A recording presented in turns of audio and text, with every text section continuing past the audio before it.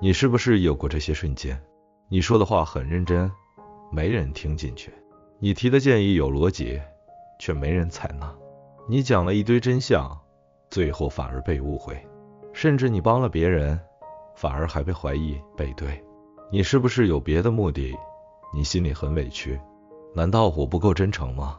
难道我做的不够多吗？但真相是，真实不等于被信任，懂有影响力。在这个注意力稀缺加信息爆炸的时代，你不是不行，是你没有一套信任杠杆系统。信任从来不是性格问题，而是结构问题。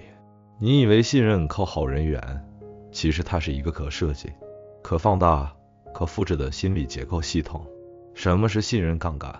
一句话总结：你说的话别人愿意听，愿意信，愿意照着做，这背后是一个组合了。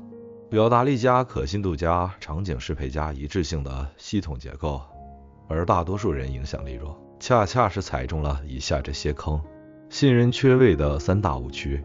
误区一：太真诚，没结构，说的情真意切，全是自己故事，没逻辑，没重点，别人听完感动，但信不下去。案例：小顾在聚会里讲工作挫折，大家同情，却不明白他到底想说啥，话题很快被跳过。误区二：太懂理论，没落地，你说的全对，但太抽象，别人听完只觉得你厉害，但我用不上。案例：小五跟爸妈聊焦虑本质，爸妈听完只说那么多，还不是压力大。误区三：全靠输出，不经营标签，你讲的再多，没有信任锚点，别人只觉得你是说说而已。案例：小斐常聊理财，却没讲自己怎么做，朋友只觉得他也就是懂点皮毛，听听的了。值得复制的影响力案例。案例：小王每天早起30分钟读书，状态明显变好。他不仅说自己怎么做，还分享了步骤和习惯调整方式。朋友们听完直呼靠谱，我也想试试。这就是可验证加可复制的真实影响力。信任力等于能力乘可验证性乘一致性乘场景适配乘表达结构。我们总结了信任的5大核心因子，记下来。拆解信任5因子。1. 能力，你说的内容别人听得出，你看得更远，而不是堆砌大词，而是真懂加能讲清楚加连得上现实。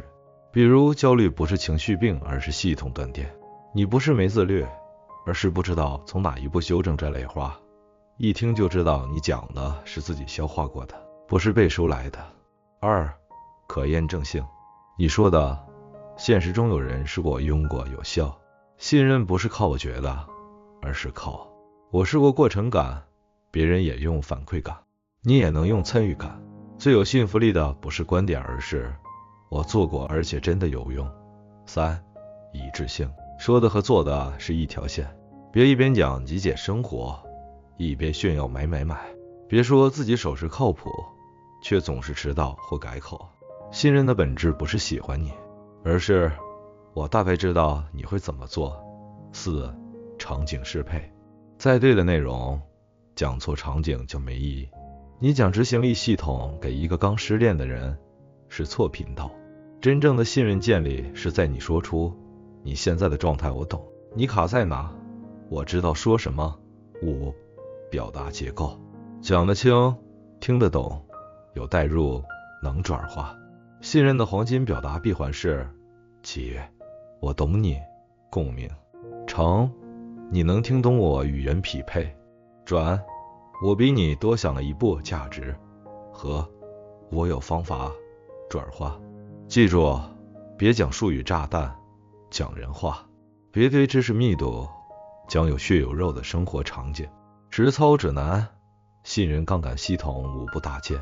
第1步，聚焦一个你想被信任的方向，选一个切入点，比如你想让别人觉得你说话靠谱，情绪稳定，会决策，有时间管理能力。第2步，用5段式表达一个真实经历，结构如下：先共鸣我懂你，再解释我讲清，给过程我试过，提模型我提炼，给行动你可视，第3步，梳理信任成长路线图。信任不是一蹴而就，而是有阶段感，陌生、有趣、有料、有用、有深度，值得信。跟你走，你要在每个阶段有内容、有触点、有铺垫。第4步，打造信任锚点内容池，准备好这些内容作为你的信任武器。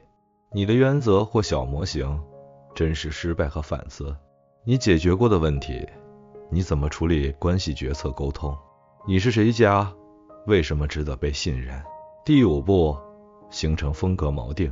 别人一听你说话，一看你社交内容，就知道我这个人说的话值得听。你要打造的就是存在即信任的认知锚点。挑战任务来了，写出一篇你的5段式表达，选择一个你最想让别人信任的能力，梳理你的信任成长路径。评论区留言，你最想打造的信任锚点是什么？下集预告，其实你每一次表达都是在构建一个系统，别人愿不愿意把时间、信任、机会交给你？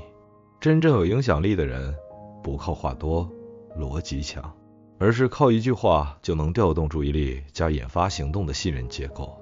下集我们来拆影响力飞轮系统，如何构建你的人际杠杆，让你的表达变成被信任、被需要、被追随的能量场。如果这集戳中了你，点个赞，留个言，转给那个总被误会的人。真正的成长从行动开始，我在评论区等你，一起觉醒。